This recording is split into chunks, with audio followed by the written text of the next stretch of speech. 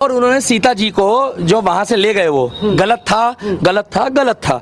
मगर इसका मतलब ये भी नहीं उससे दुनिया में सबसे बड़ा विद्वान व्यक्ति भी वही था जिसने महाकाल से सारी शक्तियां ली, जिसने महाकाल को तप कर करके ऐसी ऐसी शक्तियां ले ली कि जिसका कोई तोड़ नहीं था। मगर वही कहावत है ना कि एक मछली पूरे तालाब को गंदा करती है। मूंछों के हमारे हनुमान जी को आप दिखा रहे हो, क्यों दिखा रहे हो? हमारे यहाँ कोई बिना मूंछों के कौन रहता है बताओ? किस हिंदू धर्म में बिना मूंछों के दाढ़ी रख लेता है इंसान? एक इंसान दिखा दो बिना मूंछ के दाढ़ी रखने वाला। आपने हमारे बली को दिखा दिया। तुम्हारी तो थूत ऐसी भद्द पिटवाएंगे, जितनी फिल्में आ रही हैं बॉलीवुड की एक नहीं छोड़ेंगे, एक जिसे कहते हैं। जो बंदा मांस खा रहा है, जो बंदा गाय खा रहा है, जो बंदा भैंसा खा रहा है, भैया भैंसा बोल रहा हूँ, तुम लोग खाते हो उसको इंग्लिश में बीफ वीफ बोलते हो। गुस्सा तो बहुत चढ़ता है मेरे को सुन के, मगर मैं भरा पड़ा हूँ तबीयत से। और ये देखिए बॉलीवुड का बहिष्कार नहीं कर रहा हूँ, मैं दोबारा कह रहा हूँ दिल्ली का दीपक हमें अच्छी मूवी दो। अरे स्वर्ग थी, गदर थी, दी हीरो थी, पार्ट 2 आ रहे हैं, बढ़िया चलेगी। जय संतोषी माता है, जय वैष्णो माता मूवी थी, एक काम मूवी बना रहे हैं भाई साहब है। ये हनुमान जी का तो नाम भी मतलब इनकी औकात नहीं है, हनुमान जी के नाखून बराबर भी। जो बॉलीवुड में चला गया वो बॉलीवुड की विचारधारा में ही प्रोजेक्ट में लॉन्च हो जाता है। ये सब के सब बॉलीवुड जिहाद लॉन्च पैड है। ये संस्कृति को खराब करने वाले लॉन्चर हैं। ये हमारी संस्कृति को खराब करने वाले विचारों को हमारे बच्चों में डालने का प्रयास कर रहे हैं। और ये टीवी सीरियलों से ये सब बर्दाश्त कौन करेगा? रामायण, महाभारत, श्रीमद् भागवत जैसे जितने भी ग्रंथ हैं, शास्त्र हैं, ये हमारी सांस्कृतिक और धार्मिक धरोहर है। ये हमारी संस्कृति है, ये हमारी जड़ है। सारी मानव सभ्यता के लिए ये नींव के समान है। और न तो नींव को हिलाया जा सकता है और न ही जड़ को बदला जा सकता है। नींव या जड़ से किसी भी तरह का खिलवाड़, किसी भी तरह की छेड़छाड़ बिल्कुल भी ठीक नहीं है। हमें इन शास्त्रों से संस्कार मिलते हैं, जीवन का आधार मिलता है। ये धरोहर ही हमें जीने की कला सिखाती है। हमारी संस्कृति विश्व की सबसे प्राचीन संस्कृति है। टीवी पर जब धारावाहिक रामायण प्रसारित हुई थी कोरोना के दौरान, तो रामायण ने एक विश्व रिकॉर्ड बनाया। आप सब जानते हैं, हम सब जानते हैं, ये एक बहुत बड़ा संकेत है हमारी मान्यताओं और परंपराओं की प्रामाणिकता का। इस बार यानी 2020 में रामायण आज की युवा पीढ़ी ने भी देखी और 35 साल पहले बनी रामायण को पूरी श्रद्धा और आस्था से देखा, समझा और आत्मसात किया। आज जो बेहिसाब लोग मुझसे मिलते हैं, उनमें सबसे ज्यादा संख्या टीनेजर्स की होती है। दोस्तों, 500 साल के संघर्ष, अथक प्रयत्न और जद्दोजहद के बाद, न जाने कितना रक्त बहाने के बाद हमें राम मंदिर के पक्ष में निर्णय मिला और वहां एक भव्य मंदिर का निर्माण हो रहा है जो 2024 तक पूरा भी हो जाएगा। अप्रिशिएट करने वाली बात यह है कि मंदिर को भव्यता देने के साथ साथ उसकी आत्मा और मौलिकता को ज्यों का त्यों रखकर यह मंदिर बन रहा है। हमें अपनी सभी सांस्कृतिक और धार्मिक धरोहरों और मान्यताओं को जैसी वो हैं वैसी ही बनाए रखना चाहिए।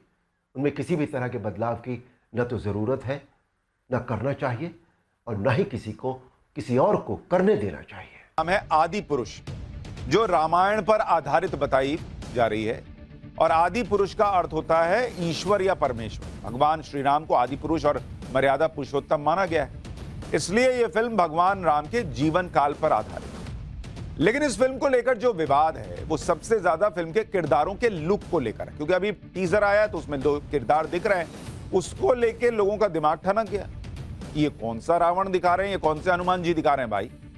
सबसे ज्यादा विवाद रावण और हनुमान के लुक को लेकर है। फिल्म में रावण का किरदार सैफ अली खान ने निभाया है। ट्रेलर देखने के बाद लोग सोशल मीडिया पर पूछ रहे हैं कि दाढ़ी वाला रावण कहां से आ गया भाई, हमने तो नहीं सुना आज तक, ना देखा आज तक। ये कौन से एंगल से रावण दिख रहा है। रावण की लंबी दाढ़ी को देखकर लोग पूछ रहे हैं कि ये रावण है या अलाउद्दीन खिलजी है। इसकी तस्वीर देखिए, आंखों में सूरमा लगाए, बड़ी बड़ी दाढ़ी के साथ ये आदमी रावण दिख रहा है या अलाउद्दीन खिलजी दिख रहा है। क्योंकि हमारे शास्त्रों में रावण की परिकल्पना एक अहंकारी और शक्तिशाली राजा के तौर पर थी, जिसके माथे पर मुकुट था, चेहरे पर मोटी गहरी मूंछ वाली छवि दिखाई गई है। लेकिन इस फिल्म का रावण जो है, उसे देखकर ऐसा लगता है कि किसी सैलून से अभी स्टाइलिश हेयर कट लेकर आया भाई। और फिल्म के निर्देशन में क्रिएटिविटी के नाम पर अपने तरीके से किरदार गढ़ दिए गए, जिसमें लोग कह रहे हैं कि रिसर्च की भारी कमी है और तथ्यों के साथ भरपूर छेड़छाड़ कर दी। भाई आप क्रिएटिविटी के नाम पर अब आप रावण को खिलजी टाइप नहीं ना दिखा देंगे। अब कई पुरानी पॉलिटिकल फिल्में बनती हैं जिसमें किसी नेता को आप दिखाते हैं। अब कोई नेता साड़ी पहनते उस जमाने में रहता हो और उसको पोर्ट्रे करेंगे दिखाने के लिए, तो उसको जीन्स थोड़ी पहना देंगे। कोई कुर्ते पजामे वाला नेता हो उसको सूट बूट में थोड़ी दिखा देंगे। उसको जब उतारते तो वैसे ही उतारते हैं। तो ये कौन सा रावण है, लोगों को समझ में नहीं आ रहा।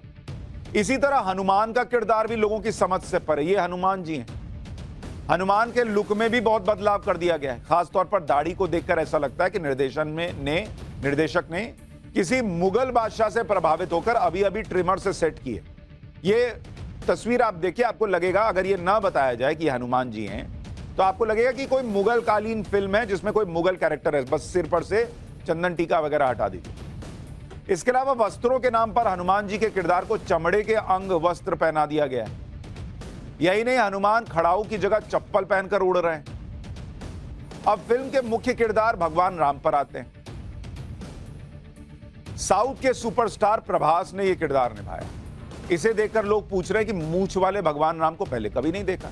हमारे शास्त्रों में भगवान राम की कल्पना एक धीर गंभीर दिखने वाले निर्भीक और आत्मविश्वासी महापुरुष से की गई है, जिसके चेहरे पर तेज और सौम्यता दिखाई देती है। लेकिन फिल्म आदि पुरुष के राम में बहुत सारी खूबियां गायब हैं। यहां भी राम के किरदार को लकड़ी की खड़ाऊ की जगह सैंडल जैसी चीज पहनाई गई। उनका किरदार आदि पुरुष की बजाय बाहुबली वाला ही दिखाई दे रहा है।